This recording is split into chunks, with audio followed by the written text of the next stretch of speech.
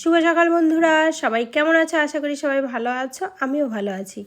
আমি কিন্তু ভয়েসটা দিয়েছিলাম, কিন্তু ভয়েস দেওয়ার থেকে হাজারবার নাক টেনেই যাচ্ছি। তার জন্য আবার আমাকে পরে ভয়েসটা দিতে হলো। কেননা আমি কথা বলছি, কথা বলার সাথে সাথে শুধু নাক টানছি।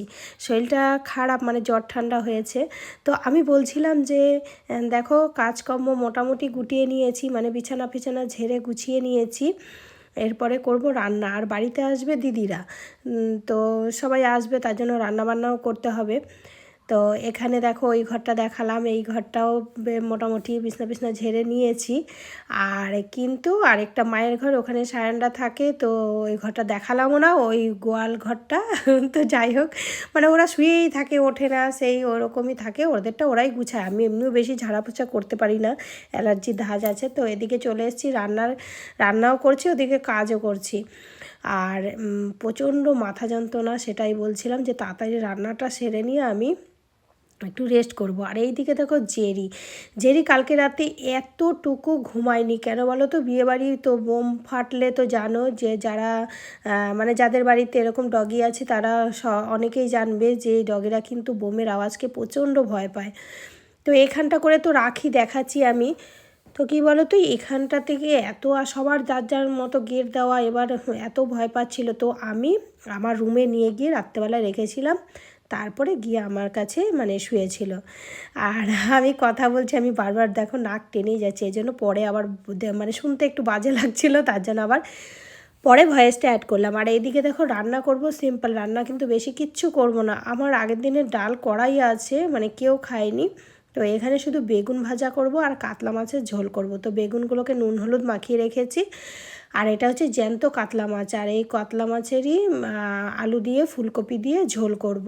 আর এই যে জেরির মেটে মাংস যাই হোক এনেছে, এগুলোও বয়েল করে নিচ্ছি।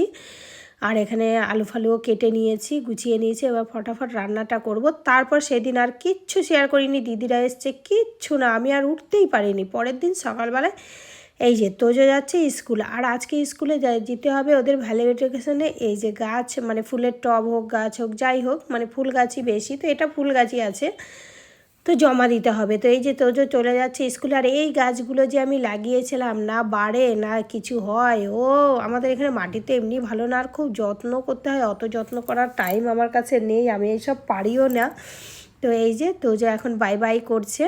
তো এখন স্কুল যাবে, স্কুলের টাইমটা একটু পিছিয়ে দিয়েছে বলে ভালো হয়েছে, শীত পড়েছে। তো সায়নী ছাড়তে যায়, আমি যেতাম, কদিন গেছিলাম, তোমরা দেখবে আমার ভিডিওতে, আমি হাঁটতে গেছিলাম। কিন্তু কি বলো তো, হাঁটতে গিয়ে এবার ঠান্ডাটা লেগে গেছে, এই কদিন যাচ্ছি না। এবার সামনের সপ্তাহ থেকে আবার একটু হাঁটতে যাওয়ার চেষ্টা করব।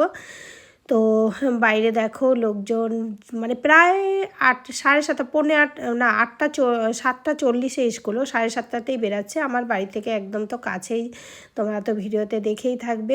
তাও সায়ন ঘুরে ঘুরে গাড়ি নিয়ে যায়, ওরা তো আর হেঁটে যাবে না। তো এই যে বাই বাই চলে গেল। তো যে স্কুল আসবে সেই দুপুর 2টোতে।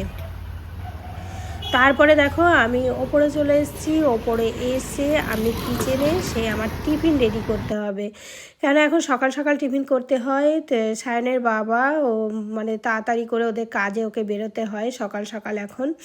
তো এখন কাজের সিজন, তো তাই এই যে বেগুন ভাজা ও এত পছন্দ করে, ওর জন্য একটা বেগুন ভাজতেই হবে। তো বেগুন ভাজা আর রুটি, আর আমি করে নিয়েছি, ঠান্ডা লেগেছে তো 1 গ্লাস চা। আমি চা খেলে 1 গ্লাসই খাই। আর এই দিকে দেখো, আমাদের জেরি মহারাজ, এর বিস্কুট খাওয়া হয়ে গেছে।